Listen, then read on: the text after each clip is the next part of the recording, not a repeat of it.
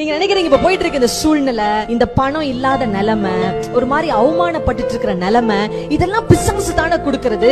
எப்படி ஏன் வாழ்க்கையில கிரியை செய்யும்? பிரியமானவர்களே, அன்றைக்கு அப்படிதான் மோசே நினைச்சிருப்பார். முள்ளு கர்த்தர் உண்டாக்கல, பாவத்தின் விளைவு. ஆனா அதே முள்ள வச்சு ஆண்டவர் மோசேவை அழைத்து ராஜ வாழ்க்கையை கொடுக்கிறார். ஆமென். இப்ப இன்னைக்கு நான் சொல்றேன், நீங்க போயிட்டு இருக்கிற இந்த சூழ்நிலையை வைத்து கர்த்தர் உன்னை திரும்பவும் ராஜ வாழ்க்கைக்குள்ள கொண்டு வருவார். உன்னை அவமானத்திலே உட்கார வைக்க மாட்டாரு. உங்களை கர்த்தர் ராஜ வாழ்க்கைக்குள்ள கொண்டு வருவார். பிசாசுடைய ஆயுதத்தை வச்சு நம்மள கர்த்தர் உயர்வுக்குள்ளாக உபயோகப்படுத்துவார். நம்மை வாழ வைப்பதற்கு எந்த இடத்துக்கு வேணாலும் இறங்கறதுக்கு ரெடியா இருக்கிறார். சொல்லுவாங்கல்ல, லவ் பண்றதுக்காக நான் என்ன வேணாலும் பண்ணுவேன். கையில கிழிச்சுக்குவாங்க, கையில எழுதிக்குவாங்க, ரத்தத்துல எல்லாம் எழுதுவாங்க, அந்த அளவுக்கு கூட போவாங்க. ஆனா அதுக்கும் மேல என் அப்பா என்ன தெரியுமா பண்ணுவாரு? பிசாசு என்னை அழிக்கணும்னு உபயோகப்படுத்துகிற ஆயுதத்தை வைத்து என்னை உயர்த்தி காண்பிப்பார். ஹல்லேலூயா.